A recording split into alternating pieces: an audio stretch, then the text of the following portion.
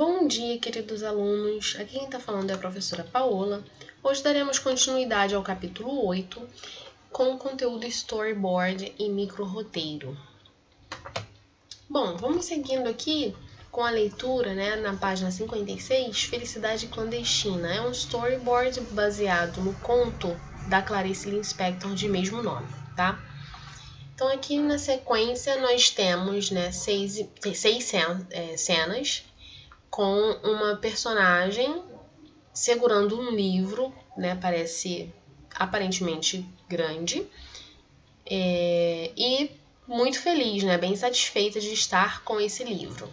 Na cena seguinte, ela está no quarto, e guarda o seu livro no travesseiro. Em seguida, ela está sentada, provavelmente está terminando uma refeição e está pensando em um amor. O que seria esse amor?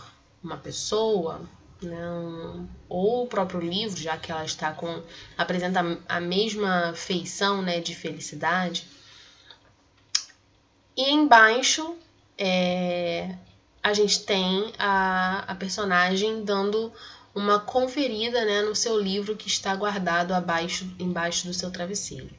Na cena seguinte, ela faz outras atividades, como escovar os dentes. Aqui ela está escovando os dentes, já está de pijama. E por último, por fim, aqui mostra ela segurando o livro, lendo de fato. Muito bem. Então aqui, na próxima página, a gente vai dar uma aprofundada nesse gênero. Bom, o que significa storyboard? Do inglês, significa história de mesa ou prancheta. A função social dele é tentar recriar de forma prática e visual o que está sendo retratado no caso aqui é um conto, na história, na narrativa. Vai indicar a ordem de sequência de imagens a serem filmadas ou desenhadas. Permite a visualização da obra como um todo, dá esse panorama geral da história, substitui a descrição das ações que encontramos nas narrativas. Em algumas narrativas a gente fala, fulano se expressou, esbravejou, que aí a gente vai imaginar a cena dele, do personagem, falando de tal maneira, esbravejando. E aqui não, aqui como a gente tem as imagens, não vai precisar, vai acabar sendo redundante essa descrição de ações que a gente costuma encontrar nas narrativas. E por meio dele também é possível definir outros pontos, como o enquadramento da câmera, no caso de filmagem, posicionamento de personagens também, e outras coisas, entre outras coisas. Bom, visto isso, vamos fazer algumas atividades na página 57 juntos? Número 19, a gente tem assim. Ao analisar o storyboard, podemos dizer que a protagonista, letra A, não está empolgada com o livro, pois chega em casa e o deixa de lado. B, está extremamente feliz de estar com aquele livro. C, emprestou o livro da biblioteca da escola. D, esconde o livro dos pais porque sabe que não vão gostar dele. E aí, o que vocês acham? A gente analisou lá a imagem, e ela parecia bem satisfeita com o livro. Guardou lá com bastante cuidado embaixo do seu travesseiro, não é? Então a resposta aqui seria letra B, está extremamente feliz de estar com aquele livro. Na questão 20, nós temos a seguinte pergunta. Analisa a estrutura do storyboard, não é uma pergunta, elaborado a partir da adaptação de um trecho do conto Felicidade Clandestina de Clarice Lispector, e aponte os elementos presentes em seu formato e em sua composição que os permitem cunhá-lo de storyboard. Então, para que ele tenha essa característica de storyboard, a gente tem a presença dos desenhos não finalizados, parecem esboços, tanto que quando a gente vê algumas marcas de riscos que estão presentes aqui, como se fosse mesmo um rascunho, tá vendo? Por fora, assim, meio bagunçado, Então, essa é uma das características, mas ainda assim essas imagens são nítidas o suficiente para entendermos a sequência das cenas, né? Sem a necessidade de outros elementos narrativos, ok? Essa seria a resposta. Bom, na questão 21, a gente tem assim: assinale as alternativas que melhor explicam a relação entre o título do storyboard e o conteúdo nele apresentado. Temos a primeira opção. A protagonista trata o livro como um segredo só dela e só para ela. Não faz alarde sobre ele para ter o prazer de sentir uma felicidade que somente ela sabe que existe. Na segunda opção, a protagonista demonstra ter, no início, muito carinho por seu livro, porém decide fazer os deveres de casa antes e só se lembra de ler o livro na hora que vai dormir. Terceira opção. A protagonista gostou tanto da aula de história que teve na escola que acabou indo para casa abraçada com um livro da disciplina. Ao chegar em casa, vai primeiro fazer as suas tarefas e na hora em que se deita para dormir, lembra da aula e resolve reler o que foi estudado. Última opção, a protagonista propositalmente atrasa o momento de seu encontro definitivo com o livro, a fim de saborear as horas antecedentes à leitura. Isso porque ela sabe que o lerá mais tarde e quer estar mais feliz ainda quando finalmente chegar a hora da leitura. E aí, qual das opções vocês marcariam? Então, é a questão da primeira opção, né? A protagonista trata o livro como um segredo só dela e só para ela, tanto que esconde embaixo do travesseiro. Não faz alarde sobre ele só para poder ter o prazer de sentir uma felicidade que só ela sabe que existe, né? Que no final ela tá lá feliz e contente com o seu livro agarradinha lendo ele. Muito bem. Seguindo aqui, na questão 22, temos assim: no storyboard, é possível perceber o apego e a euforia da menina pelo livro. No entanto, ela só o lê quando chega a hora de dormir. Explique o porquê dela não ler o livro assim que chega em casa.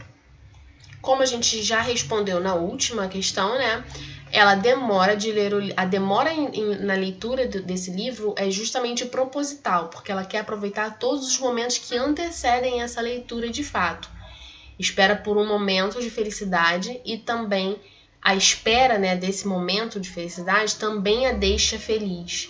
Então ela fica lá, tanto que ela tá comendo, né, naquela cena, na terceira cena, se eu não me engano, ela tá comendo e tá lá pensando, né, tem um coraçãozinho no seu amor, que no caso a gente descobriu que era de fato o livro. Bom, mudando um pouquinho o contexto, né, do assunto, a gente vai falar de micro-roteiro, também no capítulo 8. Temos aqui esse micro-roteiro. Vocês já leram algum? Vamos ver esse aqui em seguida. O estômago roncava, mas dividiu a comida exatamente ao meio.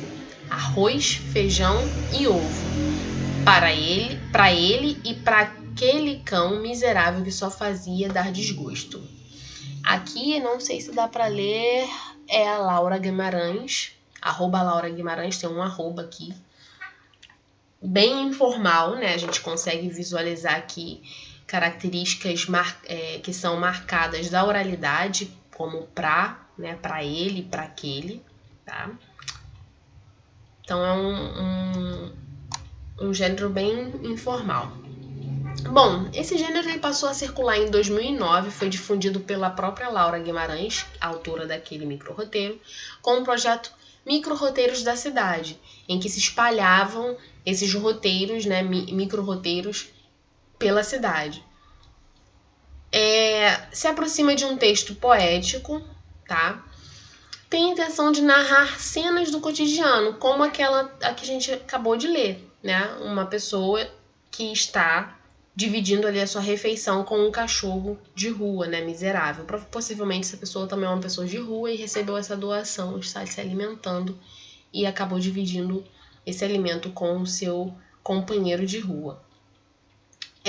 Possibilita o leitor a imaginar as cenas, as personagens e a história, porque é bem conciso. Por ser um micro-roteiro, não tem como fazer esse detalhamento como vocês estão acostumados com os textos de tipologia narrativa, né? Narrativa de ficção científica, né? Que a gente delimitou, por exemplo, o tempo, o espaço, os personagens, escrevemos, né? Tudo aquilo. E aqui não, aqui tudo isso é preenchido pela imaginação do leitor. Ele que vai preencher essas características, vai imaginar os personagens, a cena, ok? Tem uma proposta semelhante ao Twitter, porque prioriza, né, mensagens curtas de até 140 caracteres. Tanto que ao final lá daquela imagem tem um arroba. Não sei se vocês chegaram a enxergar ali no livro, possivelmente vocês conseguem ver melhor. E o suporte são os postes e muros da cidade, são onde eles são pregados, colados, enfim, para que todo mundo passe e leia. Por isso também que as mensagens são bem curtas, para que dê tempo, né, da pessoa ler num caminhar ali, passando pela calçada, conseguir ler aquele micro roteiro. Bom, vamos fazer aqui algumas atividades da página 68. Número 35. Por que os micro-roteiros devem ser curtos? Bom, como eu acabei de explicar, né? Eles costumam estar colados em postes e muros e por isso eles devem ser breves, para que as pessoas consigam ler enquanto passam por eles. Eles têm a mesma proposta do Twitter, né? De até 140 caracteres. Questão 36 é uma questão pessoal. O que você acha da iniciativa da Laura Guimarães de espalhar micro-roteiros pela cidade de São Paulo? Tá? Surgiu lá em São Paulo. Então é uma resposta pessoal, vocês vão escrever por que vocês acham, o que vocês acham dessa iniciativa. Eu acredito que seja uma iniciativa bem bacana, né? Às vezes você tá ali num ponto de ônibus, está parado, não tem nada para fazer, não quer pegar o celular, porque possivelmente você tem medo, e você vai ler o que tem à sua volta. Eu costumo muito fazer isso, então eu vou pegar e vou ler o micro-roteiro. E eu gostaria de encontrar um roteiro interessante, um micro-roteiro interessante pela cidade. Deve ser bem bacana. Muito bem. Questão 37. O roteiro é um tipo de texto que tem o objetivo de orientar uma produção audiovisual como filme ou peça de teatro. Por isso, além de trazer as falas dos personagens, descreve cenários e orienta as ações de cada personagem. De que forma um micro-roteiro se aproxima de um roteiro? Como que esse micro-roteiro vai se aproximar a um roteiro comum? Ele não vai descrever as cenas, né, de uma forma assim tão objetiva quanto a de um roteiro, como a das narrativas que nós vimos também, mas vai possibilitar que o leitor imagine todo o cenário, as características dos personagens, as ações. Então esse micro-roteiro roteiriza, digamos assim, uma cena única, enquanto que o roteiro trabalha sobre várias outras cenas. Questão 38. O registro utilizado no micro-roteiro é formal ou informal? Explique. Bom, essa pergunta está bem tranquila, né? Porque a gente acabou de verificar naquele roteiro que é um registro informal, que a gente consegue observar o uso do pra ele ou pra aquele, que são marcas da nossa oralidade. Eles são utilizados tranquilamente nesses micro-roteiros, porque a função ali é comunicar de maneira rápida, ok? Muito bem, pessoal. Peço que vocês respondam essas atividades. Algumas dessas páginas que estão aqui são as que a gente respondeu, como a 57, como a 68. Peço que vocês respondam as outras, não se assustem com a quantidade, mas algumas delas têm poucas questões para serem respondidas, ok? Um beijo, até a próxima e tchau, tchau.